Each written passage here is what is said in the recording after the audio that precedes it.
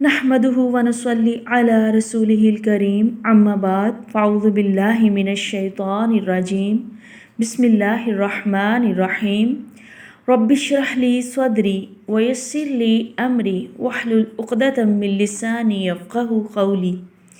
मेरी अज़ीज़ बहनों और भाइयों, अस्सलामु अलैकुम व रहमतुल्लाहि व बरकातुहू।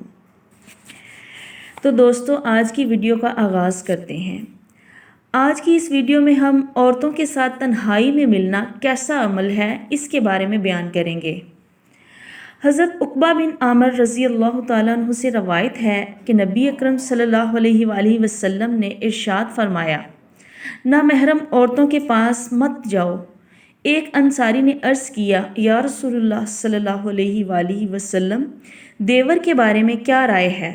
आप सल्लल्लाहु अलैहि वसल्लम ने फरमाया, देवर तो मौत है, यानी इससे बहुत ज़्यादा मोहतात रहने की ज़रूरत है। नबी करीम सल्लल्लाहु अलैहि वसल्लम का इरशाद है, गैर औरतों के साथ तन्हाई में रहने से बचो।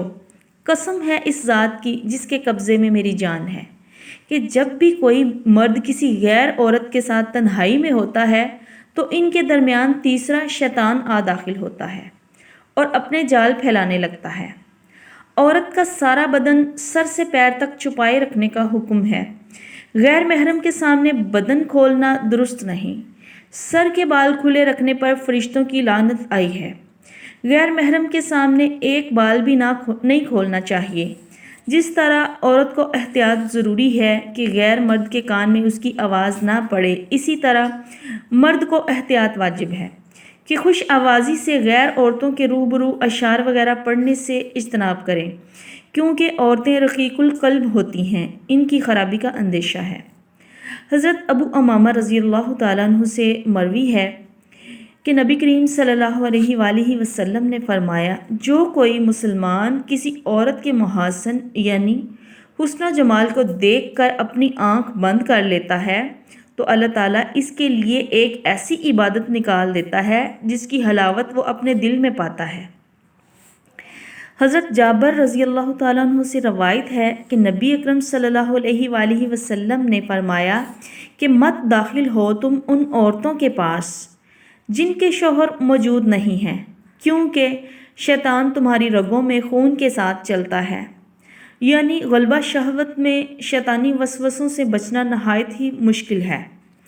हज़रत अम्मार बिन यासर रज़ी अल्लाह तआला अन्हु से मरफ़ूअन रवायत है कि नबी अकरम सल्लल्लाहु अलैहि वसल्लम ने फरमाया, 3 शख्स कभी जन्नत में नहीं दाखिल होंगे। नंबर 1 दिवस, नंबर 2 मर्दानी शक्ल बनाने वाली औरतें, नंबर 3 हमेशा शराब पीने वाला। सहाबा कराम ने अर्ज़ किया, देवस कौन है? फरमाया, जिसको उसकी परवाह ना हो कि उसके घर वालियों के पास कौन आता है कौन जाता है। ये तिबरानी की रवायत है। हज़रत मौक़ल बिन यसार रज़ी अल्लाह तआला अन्हु से रवायत है कि रसूलुल्लाह सल्लल्लाहु अलैहि वसल्लम ने इरशाद फरमाया कि तुम में से किसी के सर में सुई चुभो दी जाए, ये उससे बेहतर है कि वो ऐसी औरत को छुए जो उसके लिए हलाल नहीं। अजनबी औरतों को सलाम करना इस तरह अजनबी मर्दों को सलाम करना जायज़ नहीं है। आदमी का गारे में अटे हुए और बदबूदार सड़ी हुई कीचड़ में लथड़े हुए सूर से टकरा जाना गवारा है, इसके मुकाबले में कि इसके शाने किसी ऐसी औरत से टकरा जाएं जो इसके लिए हलाल ना हो।